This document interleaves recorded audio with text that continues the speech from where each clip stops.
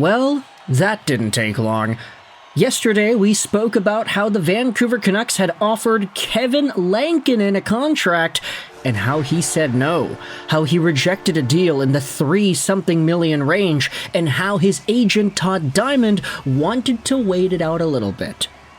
Vancouver signed Lankinen to a 1-year deal back in the summer, which meant that the earliest time they'd be able to sign him to an extension was at the beginning of January. Vancouver was quick to the bit. They went out there and gave the offer. Lankinen and his representation said no. That sucks. But after those rumors and after those reports came out yesterday, we had ourselves the following report today that the Vancouver Canucks have signed Kevin Lankinen to a 5-year deal at $4.5 million a year. And this is the thing. Based off of this, we're seeing a lot of replies saying, hey, that sounds like money they weren't planning on spending on goalie number 2. Is Demmer getting traded?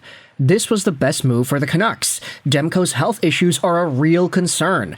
Can he stay healthy for more than a year? If he can't, we need a solid goaltender. I believe Demko could be nearing retirement. Is this the end of Demko in Vancouver? It certainly adds a wrinkle to contract negotiations and makes him immediately expendable. Don't get me wrong here, Prime Demko is better than most goalies in the league, but we haven't seen that in a while as injuries take their toll. In fact, outside of maybe 1 or 2 games this season, you could probably say that Prime Thatcher Demko is like Prime Elias Pettersson. We haven't really seen him in a year. That means Demko will be moved. Demko is going to get traded. I mean, even on Sportsnet 650 they were talking about this. Does this mean that Demko is done in Vancouver? We can talk about a Demko trade later, but for now, let's go over Kevin Lankinen and his contract. $8.5 million in signing bonuses, 5 years, $4.5 million AAV. Lankinen is getting a no move for the first 2 years of the deal, and the last 3 years he'll get a no trade, and it is a 15-team no trade list. So half the league he'll be able to get traded to, half of the league he won't be, and then 1 out of 32 teams, of course, he'll be on Vancouver, so that's not really included on the list here. Take a look at Satyr Shah. He went out there and posted this. After all these recent signings, the Canucks will have about $10 million to sign 2 forwards next season. They can sign Besser, but they need to clear more money to do anything beyond that.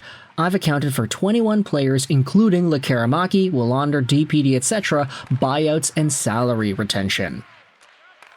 And yeah, that is kind of the picture here that we're looking at with all those players they're re-signing. It's becoming harder to imagine they sign Besser, and that does seem a little bit more likely because of the willingness. You know, the Canucks are willing to sign Drew O'Connor. They're willing to sign Marcus Petey. They're willing to sign Kevin Lankinen. They're not willing to sign Besser. But for now, I guess this video should be about Kevin Lankinen, so let's go out there and take a look at the numbers. Kevin Lankinen is, I guess you could say, the most expensive backup goalie in the NHL, but he's a lot better than a regular backup. He's 29 years old, 6'2", 190, undrafted guy who signed out of Finland to play with the Chicago Blackhawks. He was super good with the HIFK in 2017-18. Then found himself in the ECHL the next season, getting 6 games played, an .893 save percentage, so not great. He was good with the Rockford IceHogs, though, as an AHL free agent, and eventually found himself working his way up into the National Hockey League. He hasn't played an AHL game since 2019-20 with Rockford.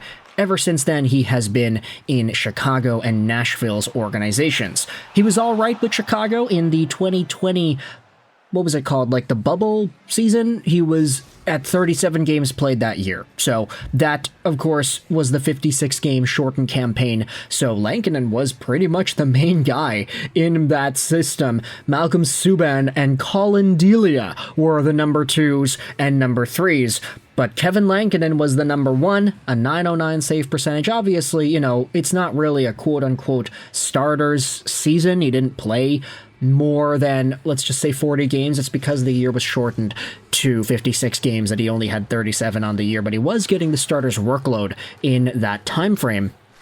The season after, we were back to longer years, and he had 32 games played, an .891 save percentage, so not great. It's why he got sent over to Nashville, posting up a .916 and a .908. This season, he's got a .905, which you could say is a little bit worse, but you have to think about the context here. Kevin Lankinen has shown off that when he plays normally, like you don't play him every single game, you're kind of getting a really, really strong goaltender who moves well, he's precise, he has his angles on lock. When you start to overplay this guy, that's when he starts to struggle a little bit, and especially with this Vancouver Canucks decor in front of him, with guys like Brannstrom and Desharnais and Juleson trying to make plays.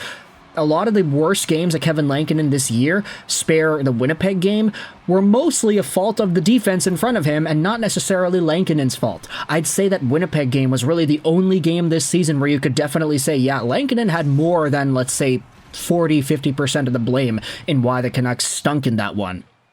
But Lankinen and all the other losses here, there are some bad ones, 7-7-3 against Ottawa, 8-7-1 against Detroit, but they won that one, 8-10 against the Nashville Predators. A lot of these games, Kevin Lankinen just gets let down by the Canucks team in front of him. So, despite that, he has been a good goaltender. When he is on, he is on. He's got 4 shutouts on the year. Sure, he really stunk it up for Team Finland against Team Canada. .692 save percentage in 25 minutes time on ice. That is not great at all. But still, Kevin Lankinen has been a guy that has proved his body of work and proved his capabilities in the Vancouver Canucks organization. As Dhaliwal said yesterday, the Canucks cannot cheap out on their backup goaltender position. Thatcher Demko's health is a concern. He is not reliable. He's great when he is on, one of the best goalies in the league when he is at his best, but Thatcher the Snatcher hasn't really been Thatcher the Snatcher for most of the past 12 months or so, and the Canucks needed a reliable option to be a number 1 in the meantime. Kevin Lankinen is that guy, and spare any Casey DeSmith getting injured type scenarios, it doesn't look like Artur Shilovs is going to be thrusted into that position like he was last year heading into the playoffs against Lankinen and Saros and against the Edmonton Oilers in round 2. So I want you to let me know your thoughts in the comment section below about the Vancouver Canucks and the signing here. It does seem like people like it. I'm going to go over onto Rick Dhaliwal's Twitter and see Donnie and Dolly. Do we have Donnie and Dolly? Yeah, so I think they have a poll going up there that talks about the actual contract signing. Here it is.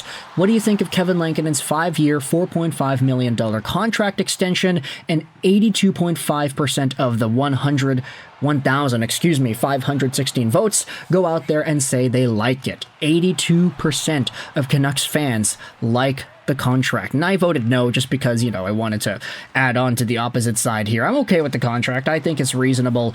The dollar amount is pretty steep, but with the cap going up, it's totally fine. And Kevin Lankinen has been good enough where it's like, yeah, you can probably give starter money to that dude.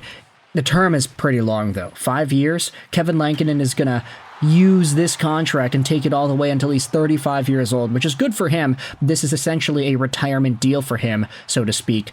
But let me know your thoughts in the comment section below about Kevin Lankinen and the entire situation over here. I hope you enjoyed this video, and bye.